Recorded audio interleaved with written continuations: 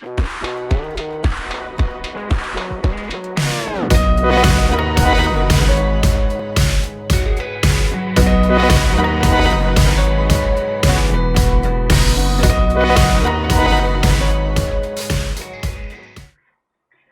tarde a você que nos acompanha em mais uma entrevista ao vivo promovida pelo portal DC+, e pelo jornal Diário dos Campos.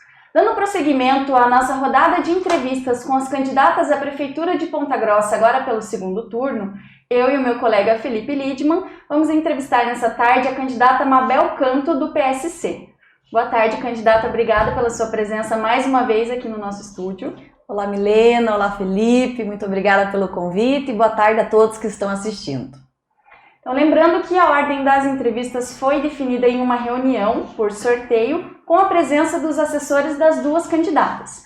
As entrevistas seguem o mesmo padrão.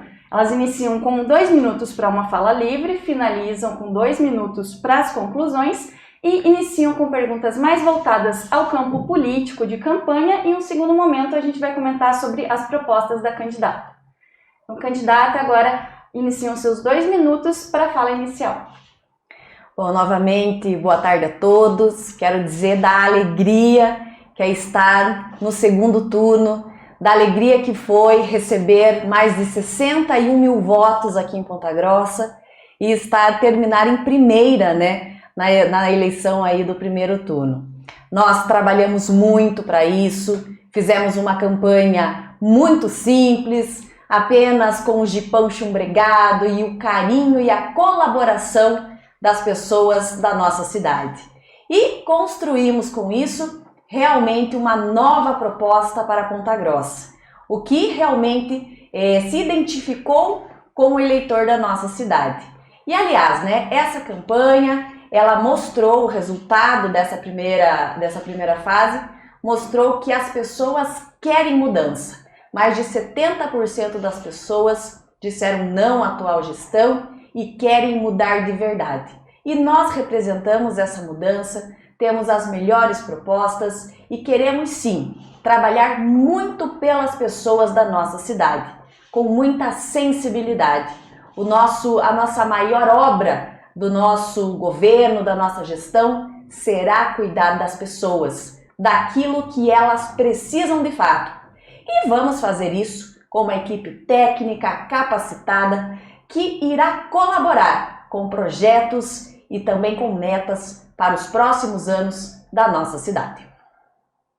Candidata, então iniciando o nosso bloco de perguntas mais políticas voltadas à campanha eleitoral, nesta semana, o PT emitiu uma nota oficial pedindo votos dos seus eleitores para a candidata. A sua primeira reação foi publicar um vídeo falando que não negociou, não comunga com o partido e não recebe nenhum apoio do Partido dos Trabalhadores. A candidata não quer receber os votos que foram destinados ao professor Edson, o candidato do Partido dos Trabalhadores? Não é dessa maneira. Que na verdade nesse dia eu estava no meio de uma reunião, né, eu e o Pietro, uma reunião bem importante, e de repente nós fomos bombardeados de mensagens dizendo que nós estávamos em uma grande coligação de apoio com o PT. E essas mensagens, inclusive, foram disparadas pelos cargos comissionados da prefeitura e pelo próprio prefeito Marcelo Rangel, que estavam usando essa informação para tentar fazer algo contra a nossa campanha. Durante todo o primeiro turno, Milena, eu debati com todos os candidatos de forma muito respeitosa, de forma muito educada, inclusive com o próprio professor Edson, né? Agora, com o que eles fizeram, com o que essas pessoas fizeram de ataque, tentando usar justamente essa posição do PT, é o que realmente nos deixou indignados. O que a gente quer? É fazer uma eleição limpa. São 2 mulheres, né, nesse segundo turno, 2 mulheres capacitadas, 2 profissionais. A campanha tem que ser limpa, tem que ser diferente do que a gente já viu na história. Então, quando isso aconteceu, de fato, sim, eu fiquei irritada, a gente não gostou do jeito que isso foi colocado.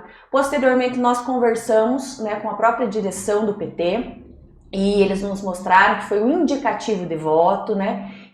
E mantiveram isso. E claro, a gente recebe o apoio de toda pessoa que quiser nos ajudar. Que nós vamos construir um mandato de diálogo, de conversas e uma prefeitura para todos. E candidata diz sobre os comissionados, o que exatamente eles distribuíram e se a candidata acha que cabe alguma manifestação legal, algo na justiça. Nós estamos procurando já com o nosso jurídico, Felipe, todas essas situações que estão acontecendo, porque tentaram mostrar que nós tínhamos uma aliança, né, com um partido que tem aí no seu currículo uma história, então querendo dizer que nós fazíamos parte dessa história que aconteceu e nós não concordamos com isso, né? Eu não estou envolvida em nenhuma polêmica, em nenhum caso, em nenhum processo, o Pietro também, e eles tentaram fazer isso. E a gente está sim com o nosso jurídico averiguando essas situações e vamos levar ao Poder Judiciário.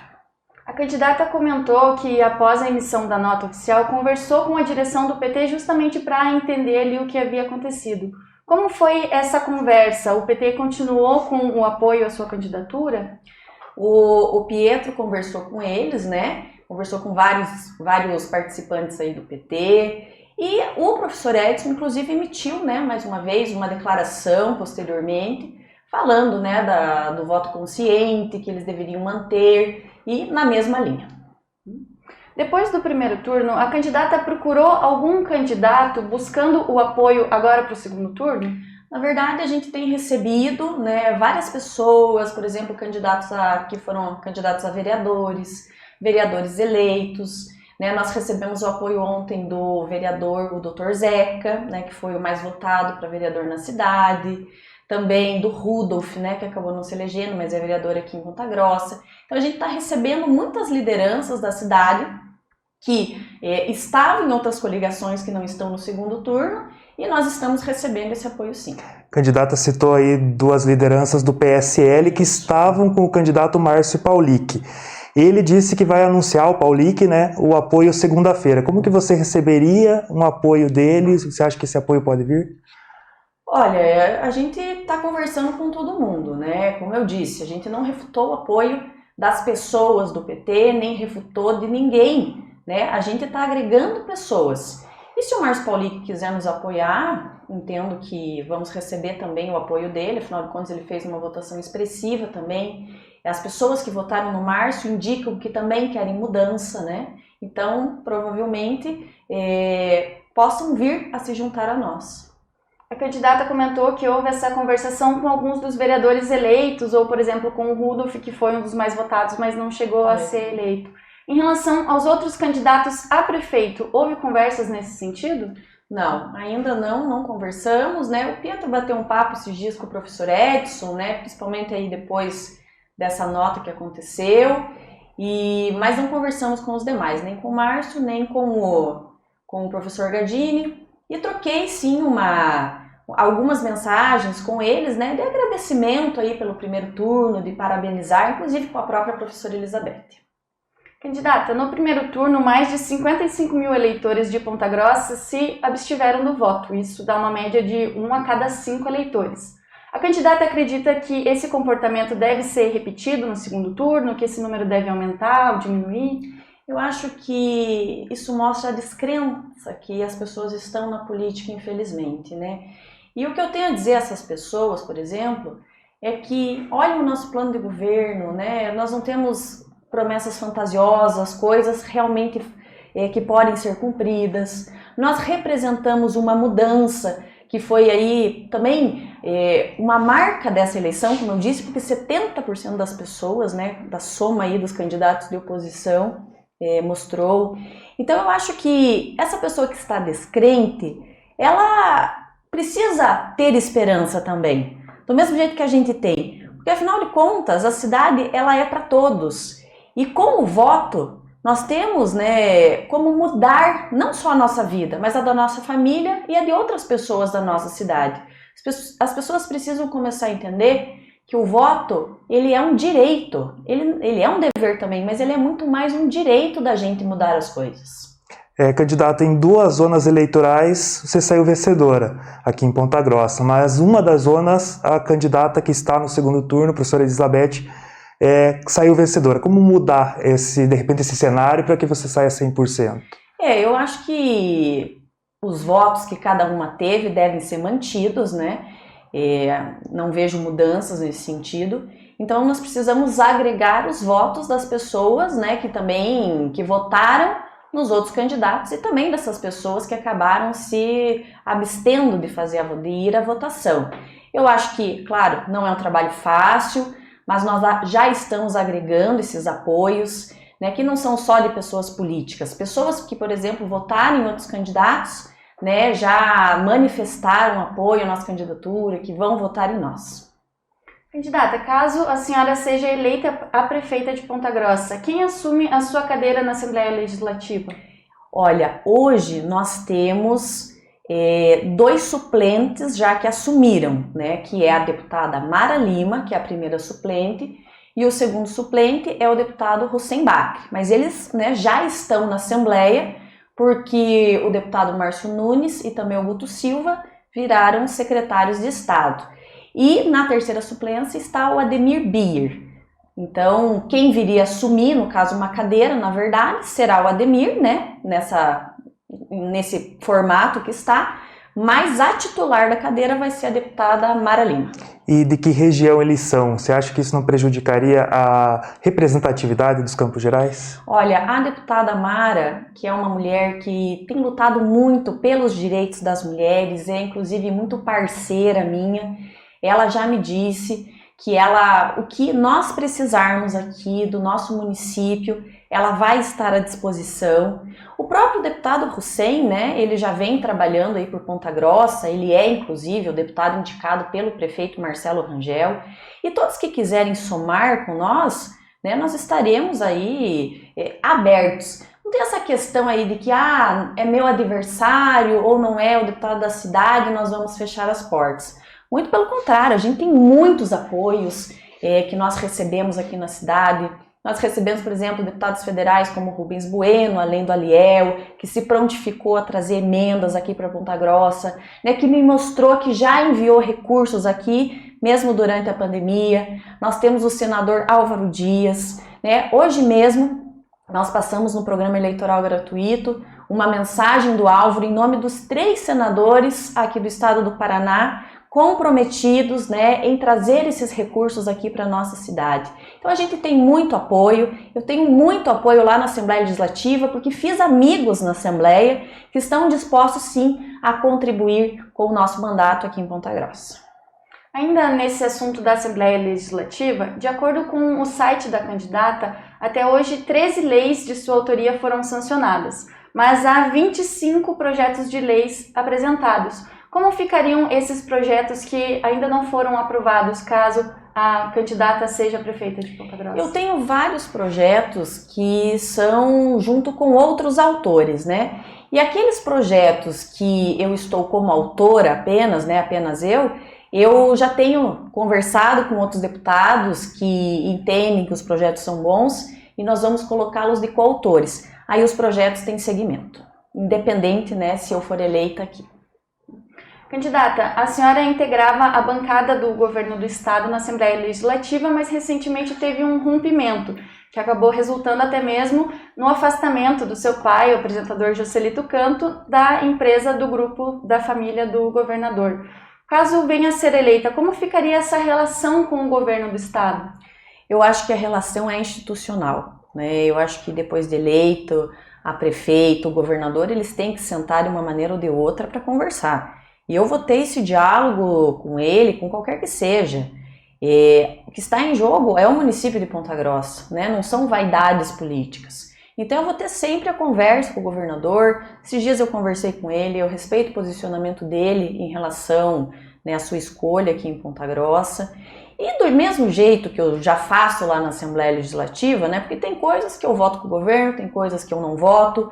Quando precisa criticar, eu critico. Quando precisa elogiar, eu elogio, né? Eu mantenho essa postura, vou manter aqui enquanto prefeita, até porque nós precisamos do governo do estado, mas o governo também precisa de Ponta Grossa, né? Nós somos um dos maiores municípios da cidade e todos têm interesse que o município se desenvolva cada vez mais, o próprio governo do estado.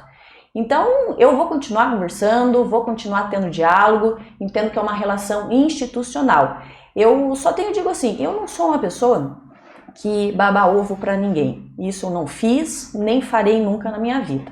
Quando tiver que cobrar, eu vou cobrar. Como, por exemplo, essa promessa de 100% de asfalto que o governador veio aqui e fez com a outra candidata. Essa semana mesmo, lá na Assembleia, eu fiz questão de deixar registrado, né, nas notas taquigráficas da casa, que essa promessa foi feita aqui em Ponta Grossa. E se forem asfaltar 100%, tem que ser para a cidade. Não é para uma candidata, não é para outra. Essa é uma promessa para a população de Ponta Grossa. E eu, estando eleita, eu vou cobrar essa promessa também.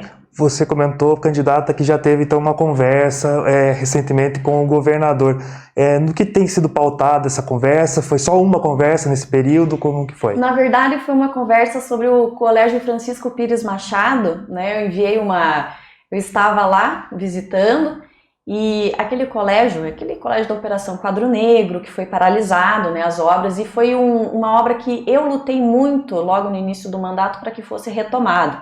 Na época, o secretário de Estado da Educação, Renato, esteve aqui, o presidente da Fundepar também esteve aqui visitando. Foi uma luta mesmo, né? E esse colégio está ficando pronto, está ficando lindo. E assim, e naquele dia que eu estive lá, eu fiz questão de enviar um vídeo para o governador, né, mostrando, agradecendo, porque, como eu disse, a gente tem que agradecer as coisas boas. Aquilo lá aquele colégio, ele é muito representativo para as crianças, para os jovens lá do Caracará, lá do Sutil, ali do Santa Bárbara. Mais de 800 crianças vão estudar lá. E ele tá ficando lindo mesmo, assim, bonito, modelo para todo o estado. E eu acho que nessas coisas a gente não pode ter orgulho. A gente tem que agradecer as pessoas que proporcionaram isso. Candidata, a gente sabe que para diversos investimentos é necessário obter recursos junto a outras esferas governamentais. No próprio plano de governo da candidata é citada essa busca por parcerias com o governo do estado e o governo federal para conseguir recursos. Já foi feita alguma conversa prévia sobre investimentos específicos aqui para a cidade? Olha, a gente tem conversado, né, principalmente com os deputados que estão nos apoiando, falado de alguns projetos. Acho que eu já citei até aqui a questão do SEASA, né, o Aliel já se comprometeu, né, a destinar uma parte das suas emendas para a gente construir uma unidade da SEASA. E estamos conversando com outros deputados. Nós temos, por exemplo, também o apoio do líder do governo, Ricardo Barros, e nessa semana eu também recebi o apoio do vice-líder, né, o Lupion, e ele se comprometeu totalmente a continuar ajudando o município no que for preciso, com as suas emendas e também na busca de recursos federais.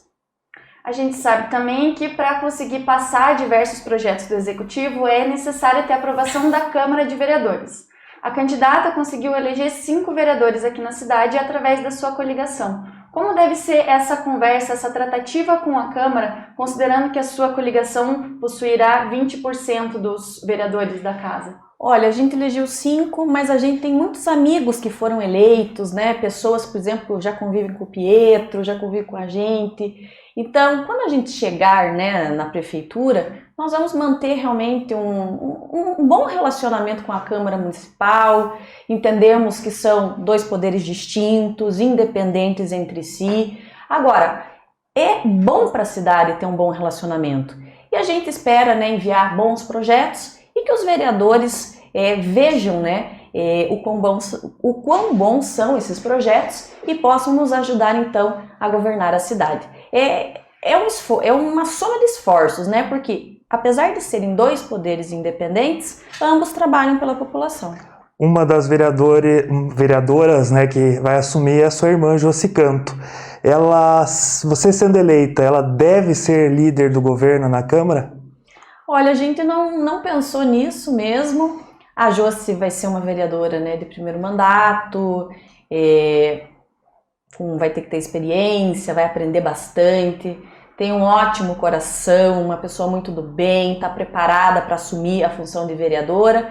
Mas eu acho que isso é uma construção depois, né? Talvez outras pessoas queiram também fazer essa defesa, né, de ser líder do governo. A gente vai conversar. Eu tenho muito orgulho da Josi, sei da capacidade, ela poderia muito bem ser com certeza a líder do governo na Câmara, mas a gente vai conversar, né, com todos os vereadores que quiserem estar com nós na base.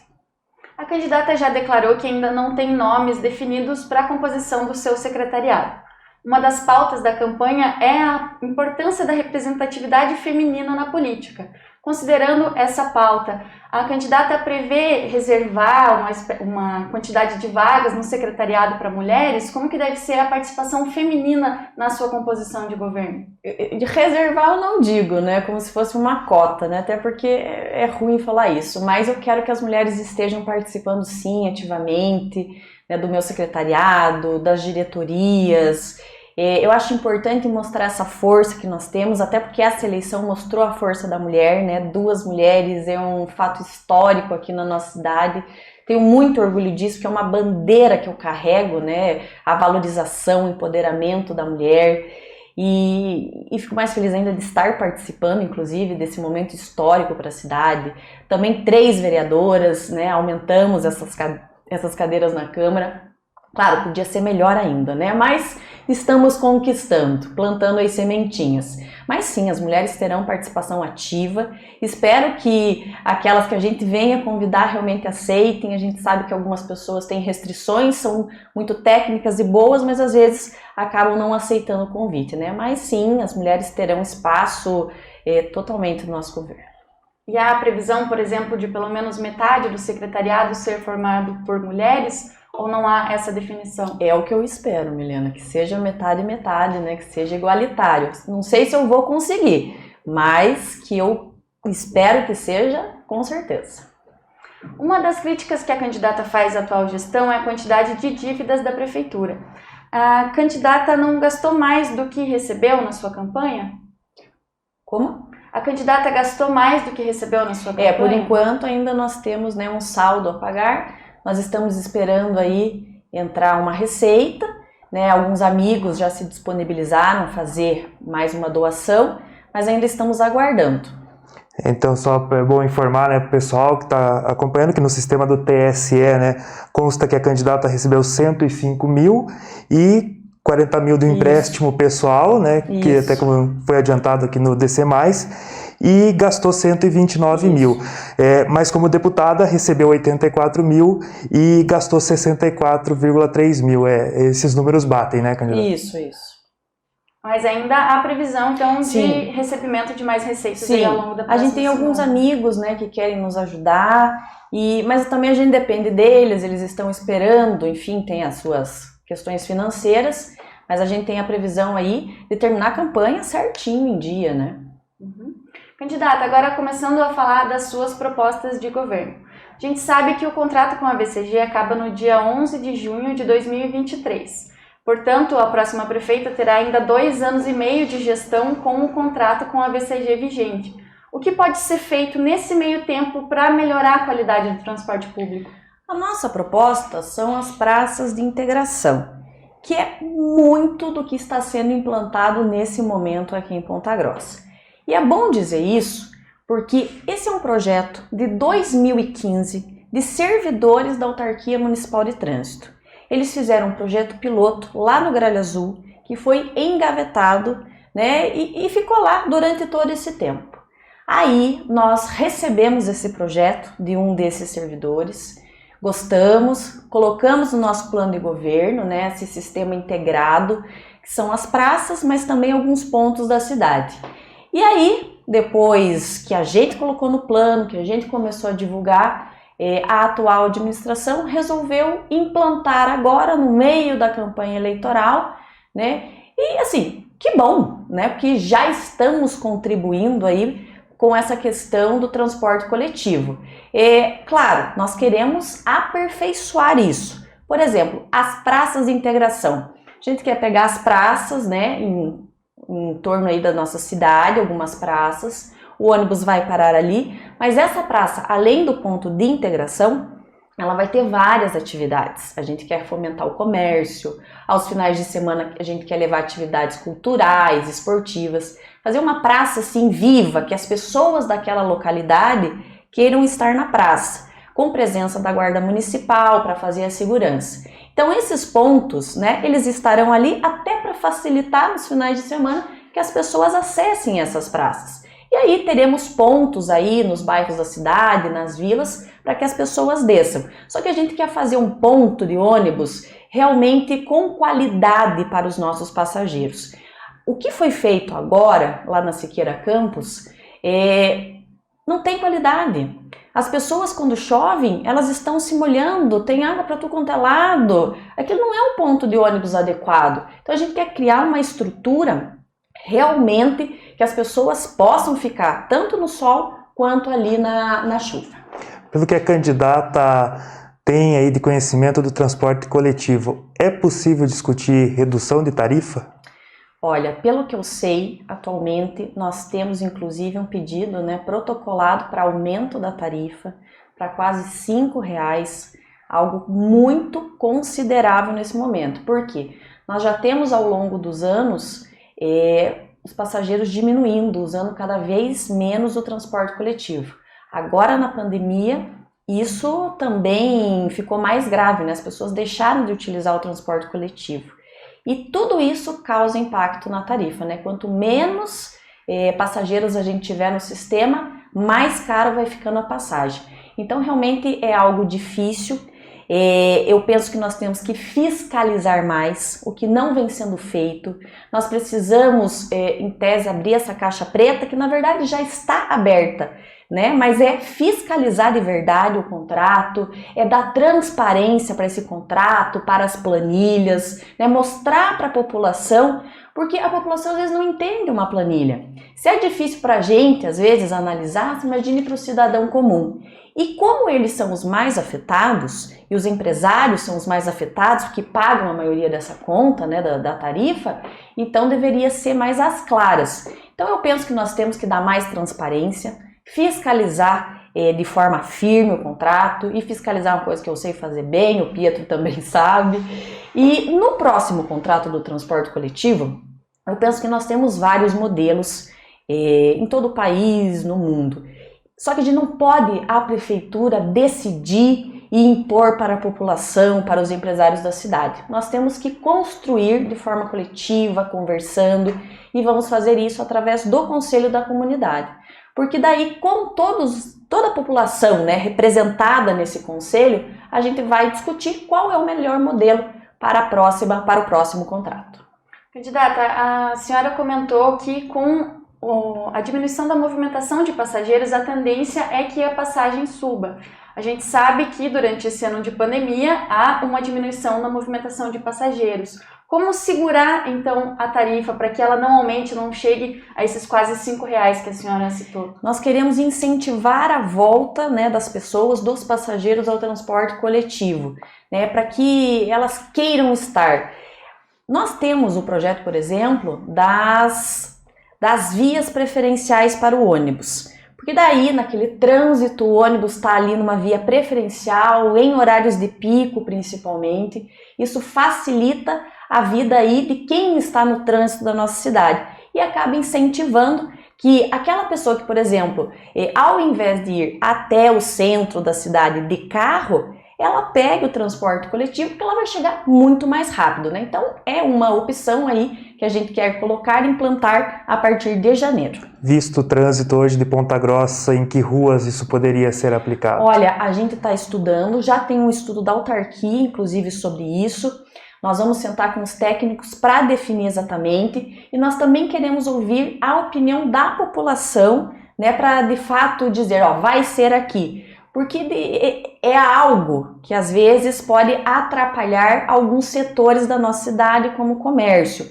Então a gente quer manter o diálogo, explicar para os comerciantes, olha, essa é uma via que talvez incomode um pouquinho aqui, mas é uma via que vai trazer de forma coletiva mais resultados, menos trânsito, Mas assim, tem que ter diálogo. Tudo que a gente fizer na prefeitura, é bom dizer, a gente quer ter diálogo, quer ouvir todos os lados para daí de forma mais concreta implementar.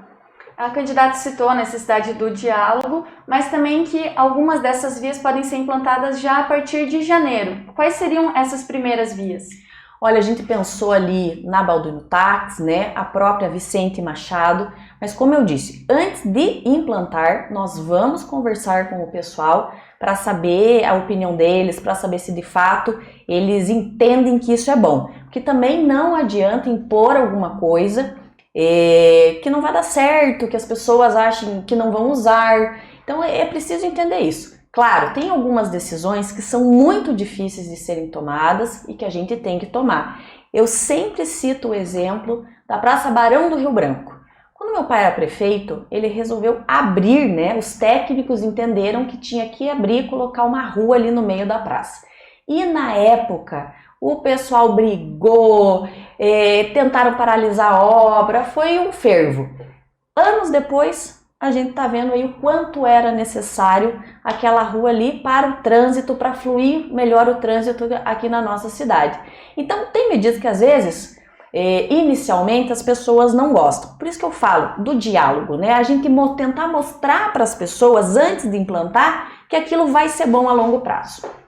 Falando em decisões um pouco mais difíceis que precisam ser tomadas, gostaria de saber qual é a avaliação da candidata sobre a atual situação da pandemia aqui em Ponta Grossa e se a senhora fosse prefeita hoje, se tomaria alguma decisão diferente.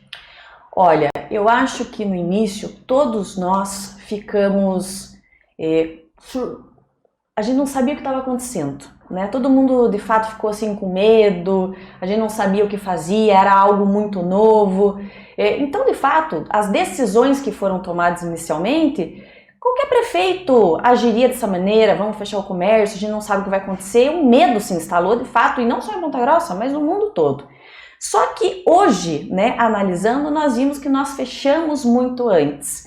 E as decisões que foram sendo tomadas, principalmente ao comércio, para mim deixaram a desejar. Primeiro, que não houve diálogo com o comércio, né? Simplesmente se impôs os horários, os dias, o que abre, o que fecha, quais setores abrem na terça ou na segunda.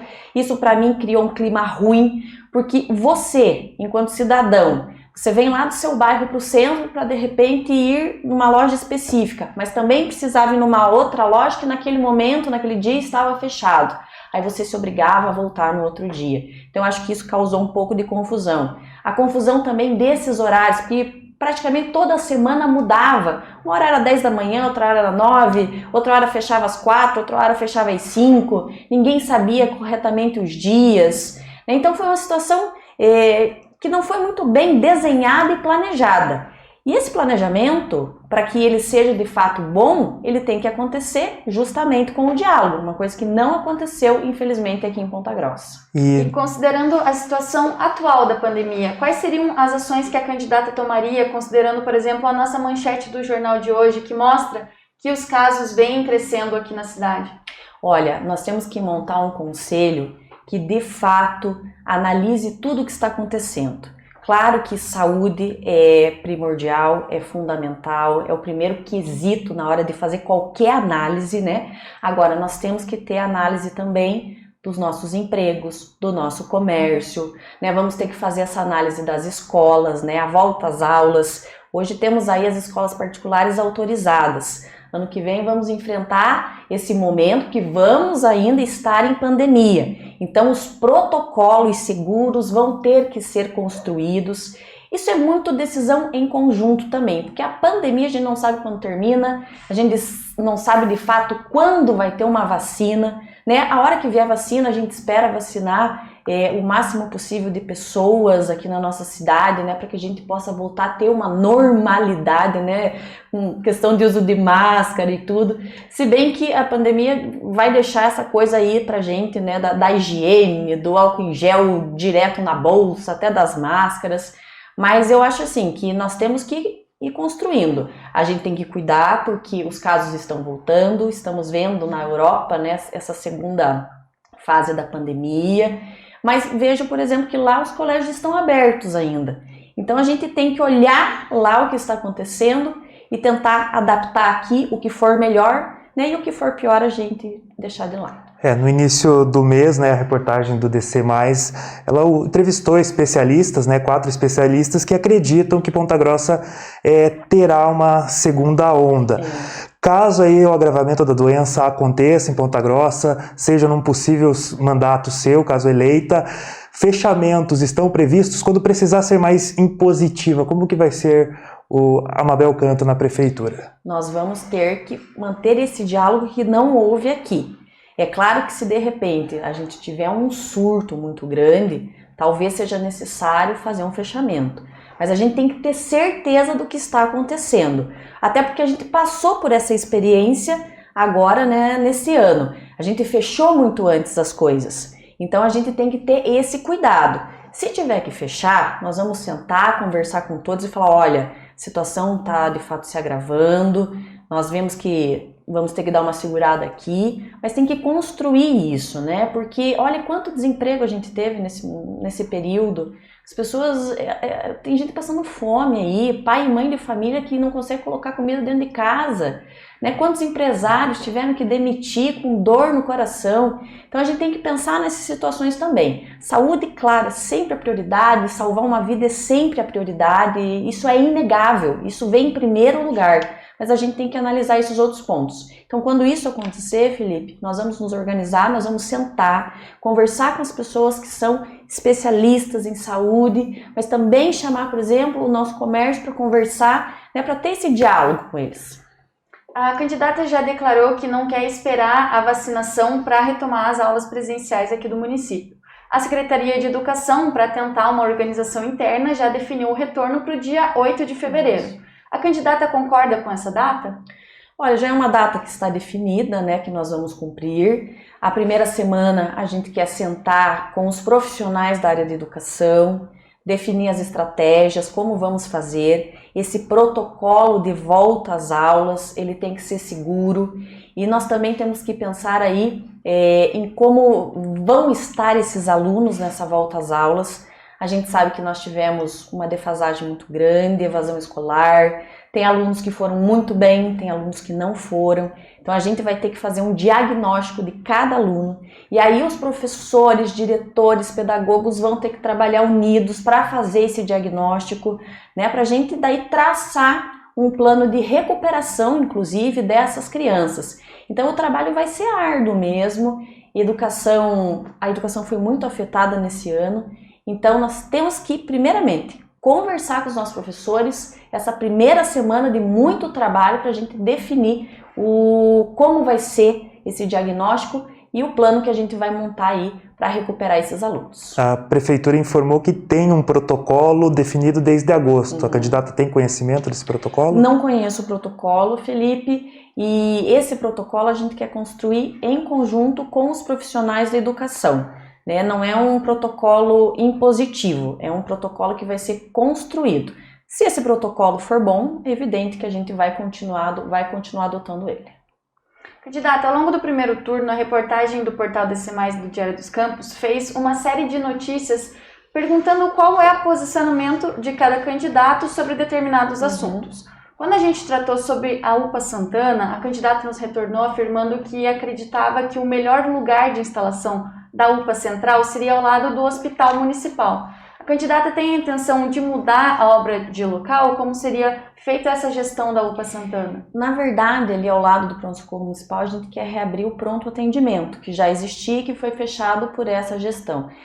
O pronto-atendimento fica com os casos menos graves, né? E o pronto-socorro fica com os casos mais graves, como já era. Hoje o pronto-socorro está lotado, a UPA está lotada, a UPA do Santa Paula está lotada, justamente porque o pronto-atendimento ele foi fechado. E nós vamos retomar ele. A UPA Santana, eu não sou contra a UPA Santana, mas eu acredito muito na descentralização dos serviços de saúde. E daí você tem um pronto-socorro, e agora você tem mais uma UPA central, né? As pessoas, por exemplo, de Uvaranas, as pessoas lá, por exemplo, do Borato, tem muita gente que tem que se deslocar até o centro da cidade ou até a UPA do Santa Paula e percorrer um longo caminho para isso. Então eu penso que nós temos que ter pontos estratégicos na nossa cidade. Inclusive, foi prometido uma UPA lá em Uvaranas por essa gestão que não foi cumprida. E daí fizeram uma UPA agora no centro, a 400 metros do pronto-socorro. Será que não era melhor ter feito a UPA lá em Uvaranas? Né? Nós estamos hoje, por exemplo, com o prédio da nova maternidade do Hospital Regional, que a maternidade mudou agora ali para o Hospitalzinho da Criança. Ali está vago. Ali, inclusive, foi uma obra do Aliel, né? Ele, como deputado, conseguiu esse recurso para Ponta Grossa e conseguiu construir essa maternidade. De repente, ali era um espaço. Claro, ali é do governo do estado, a gente vai ter que conversar com ele sobre isso. Mas eu penso, por exemplo, que o Varanas precisaria de uma UPA sim, até pelo tamanho, né, que é a região.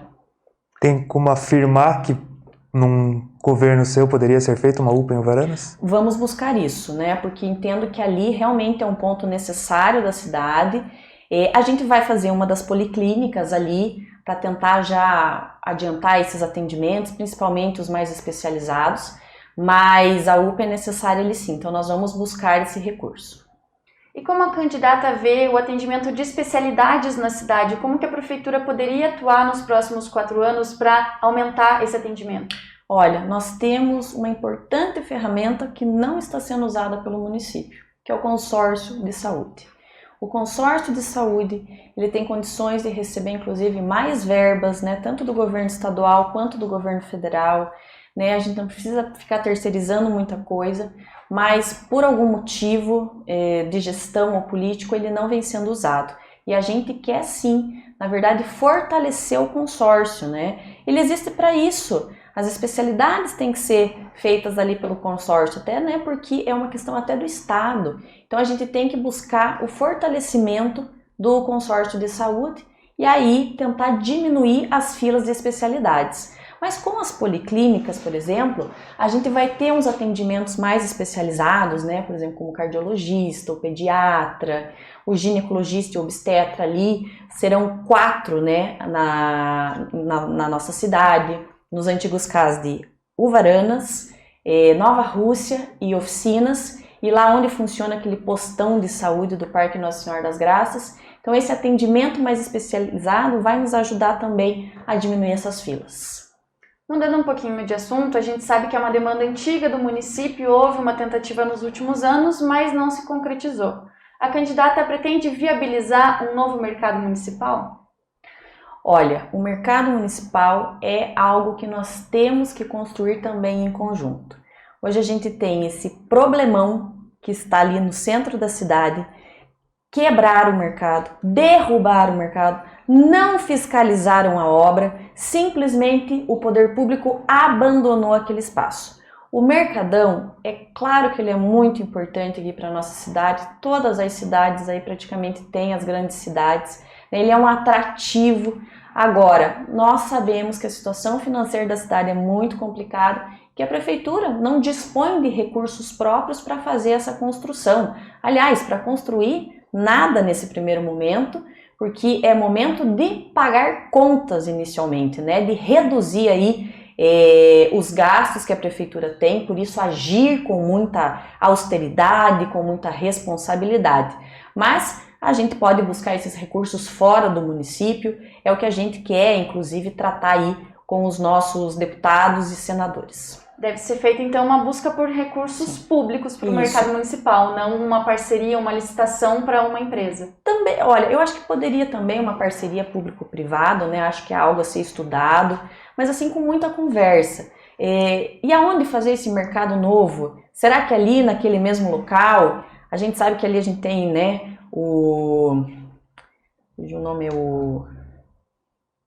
me fugiu o nome ali, embaixo. Mas então é um terreno que a gente precisa analisar bem certinho e se de repente ali não for melhor a gente vender aquele terreno e com o dinheiro dali construir um mercado municipal em outro lugar. Então são coisas que a gente precisa definir, né?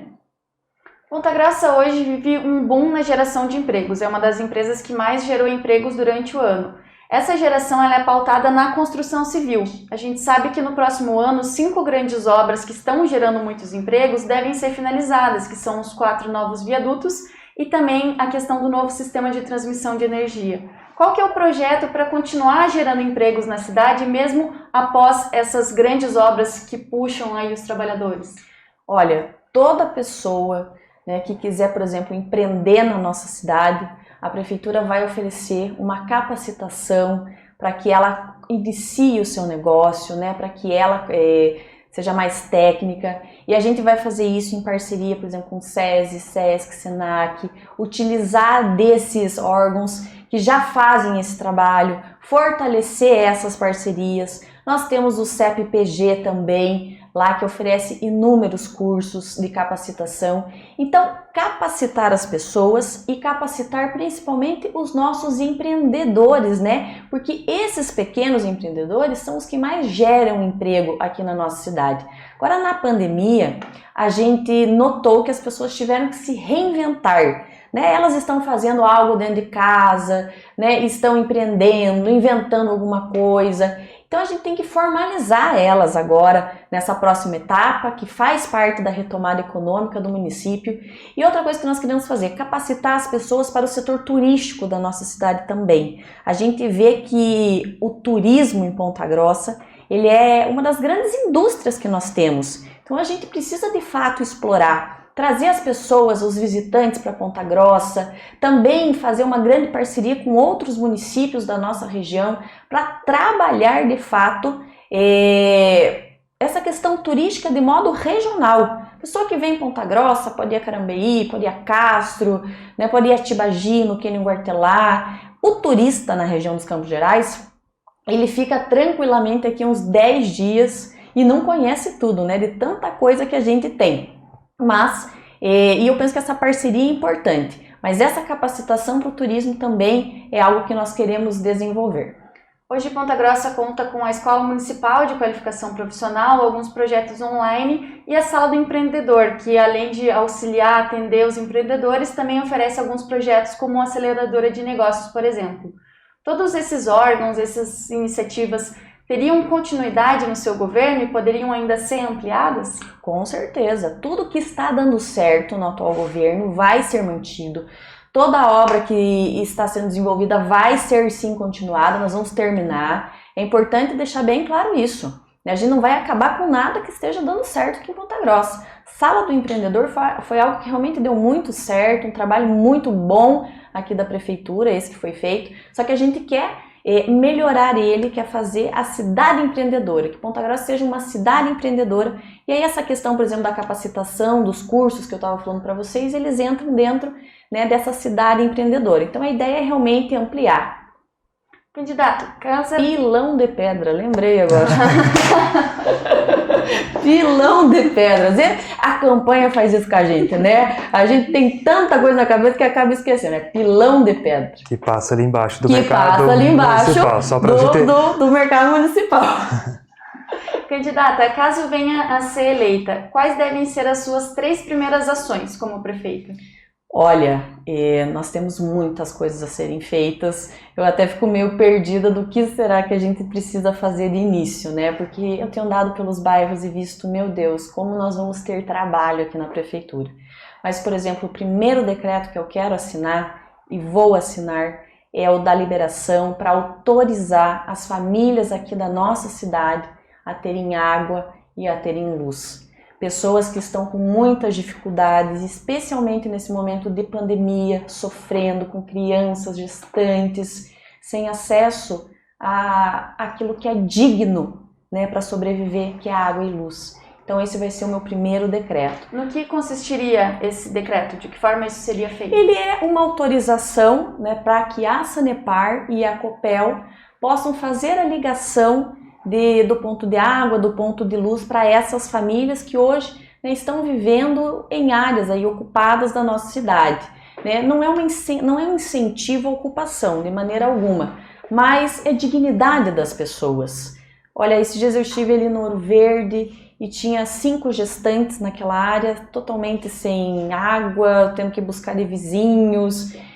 Isso não é dignidade, isso não é nada humano. Então a gente tem que pensar nessas pessoas, né, mais carentes. É o mínimo que nós temos que proporcionar. Isso não é de graça, né? Isso daí é uma autorização para que essas pessoas possam pedir a ligação da água e da luz e elas vão daí pagar, né, pela água e pela luz delas.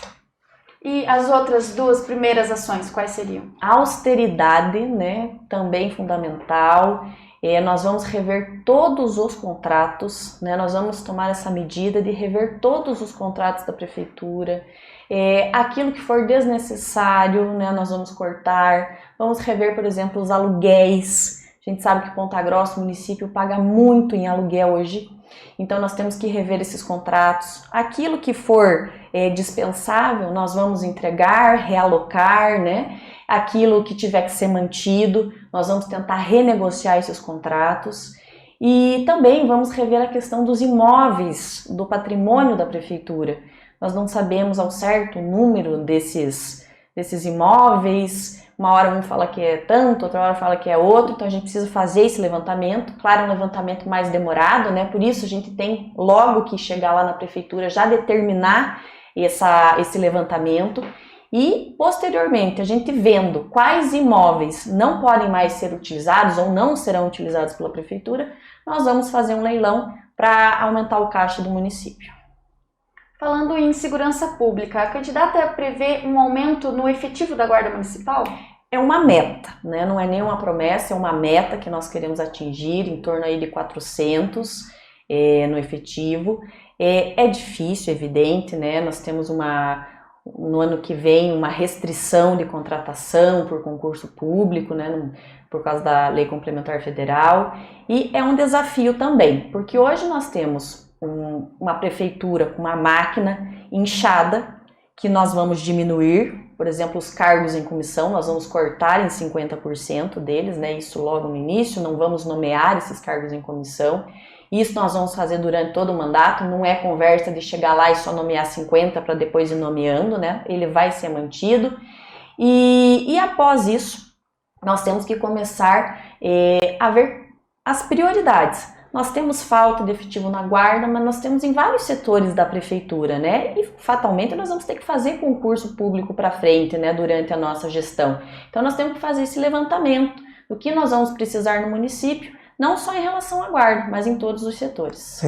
Pegando a segurança especificamente, como distribuir a guarda pela cidade?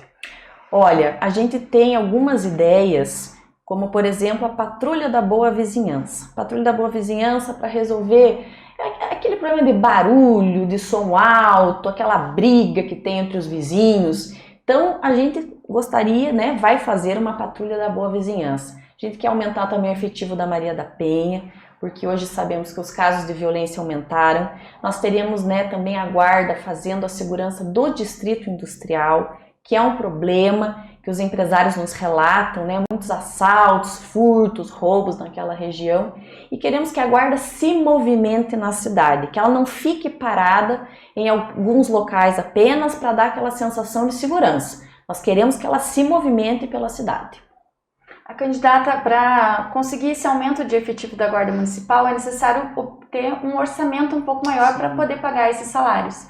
A gente sabe que com a pandemia, o orçamento próprio da prefeitura, de todos os governos, acabaram caindo um pouco por conta da circulação mesmo econômica. Então, de que forma angariar novos recursos para esses pagamentos? A candidata cita o corte em 50% dos cargos comissionados, mas na folha bruta mensal eles representam um pouco menos de 5%. Isso seria o suficiente para pagar esses novos servidores? Não, é evidente que não, né? A gente vai ter que buscar atrás de recursos, investimentos para a nossa cidade. Por isso nós queremos fazer, né, esse órgão aí que vai buscar os projetos para toda a nossa cidade. Mas assim, cada vez que você diminui os custos da prefeitura, né, essas contas que nós temos, vai sobrando dinheiro em caixa para a gente ir realizando todas essas coisas. Esse corte de 50% pode representar pouco, mas ele é 800 mil no mês. É 40 milhões no mandato todo. É muito dinheiro. E nós vamos cortar coisas realmente que entendemos ser desnecessárias na prefeitura e que serão aplicadas em prioridades, como por exemplo a própria contratação ali do funcionalismo. E de que forma aumentar a receita própria da prefeitura, considerando esses efeitos da pandemia que ainda devem seguir no próximo ano?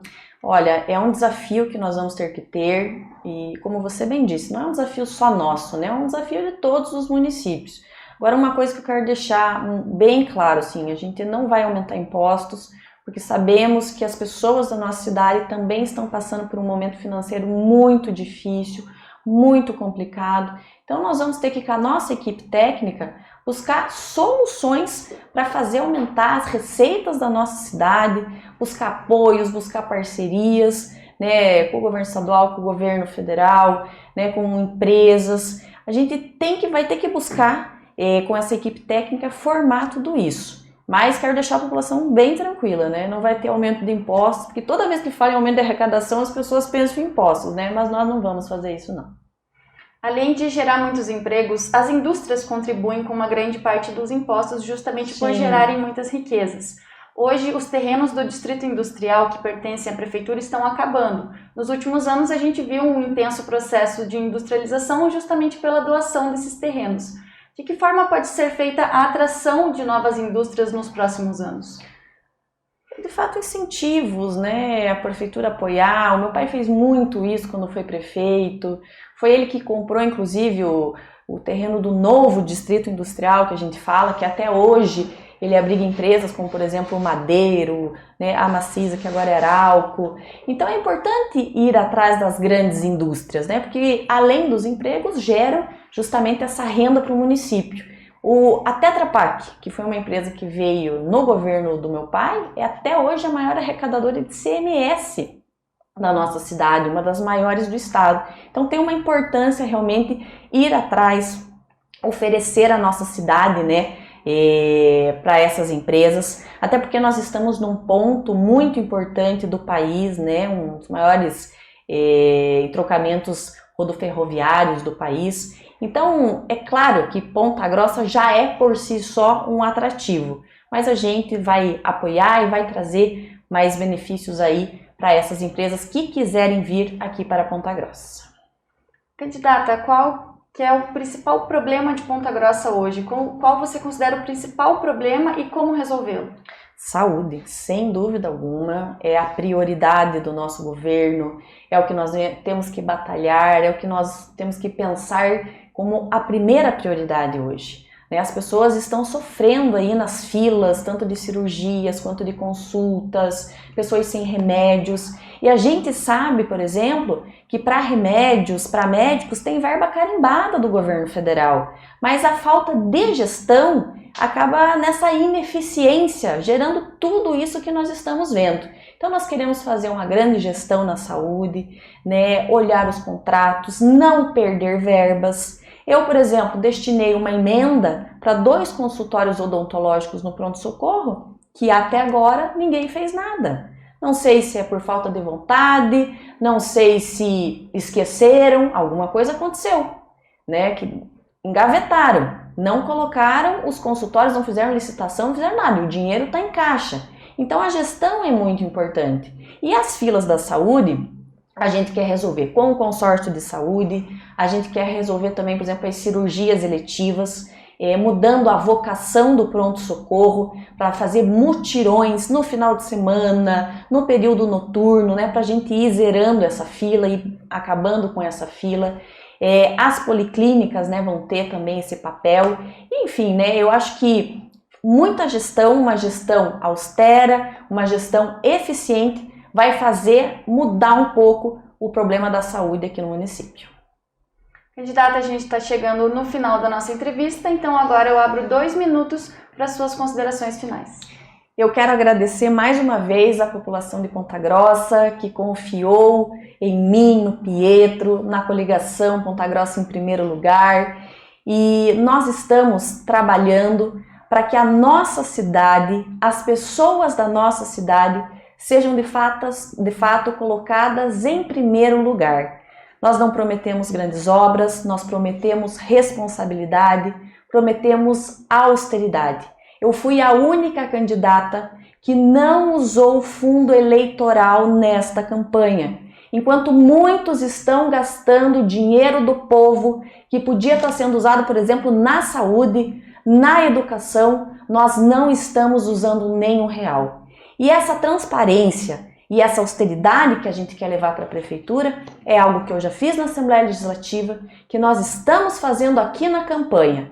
Nós também tivemos uma campanha limpa, não recebemos nenhuma multa eleitoral no primeiro turno e não vamos receber no segundo turno, porque estamos cumprindo exatamente o que a legislação eleitoral permite. Nós queremos uma campanha limpa, sem ataques nas redes sociais. Infelizmente, isso não está acontecendo. Eu acho que esse momento histórico que nós estamos vivendo com 2 mulheres como candidatas a prefeito e que vai mudar o rumo da nossa cidade, seja eu ou seja a outra candidata eleita, não pode ser um momento para que os ataques, esses ataques sujos da velha política continuem acontecendo. Por isso eu peço aos meus eleitores, aos meus apoiadores, que não revidem nem comentários e nem ataques na internet. Nós somos diferentes e vamos mostrar que vamos fazer diferente, começando pela campanha. Muito obrigada a todos. Candidata, muito obrigada pela sua participação em concordar vir aqui conversar um pouco com a gente. Obrigada também a você que nos acompanhou até aqui. Lembrando que a entrevista fica disponível na nossa página do Facebook, no portal DC+, e no nosso canal do YouTube. Amanhã, no portal DC+, e no Jornal Diário dos Campos, você poderá conferir os principais pontos destacados em cada uma das entrevistas que nós fizemos com as candidatas à Prefeitura de Ponta Grossa. Até a próxima!